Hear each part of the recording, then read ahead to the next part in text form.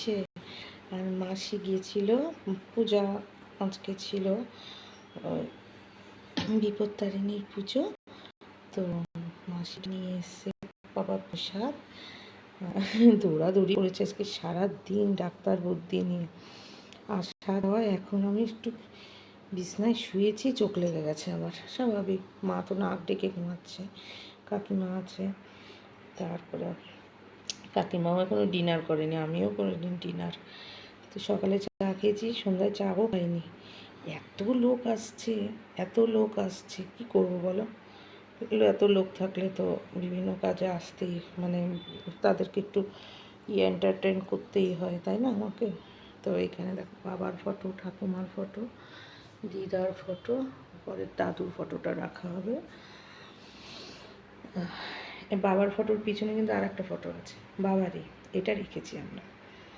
আর সামনে পেছনে আর একটা ফটো আছে, এটা হচ্ছে বিপত্তারিণীর মা ঠাকুর, বিপত্তারিণী ঠাকুরের প্রসাদ। আর ওইদিকে মা ঘুমাচ্ছে, দেখেছো আজকে কত কিছু, এইখানে এক গাদা জিনিস, এইখানে এক গাদা জিনিস, মানে কি আর বলবো, মানে একদম হেলে বেলে গেছে। তো এই হেলে বেলেটাকে ঠিক করতে হবে, পরে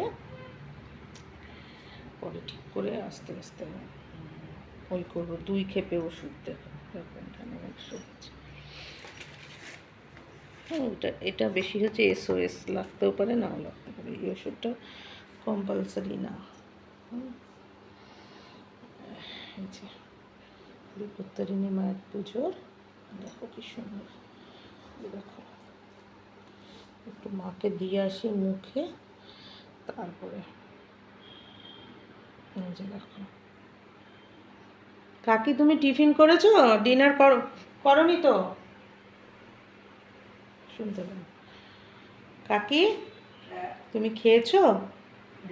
রাতের খাবার হয়ে গেছে? হ্যাঁ হ্যাঁ, সেটাই বলছি।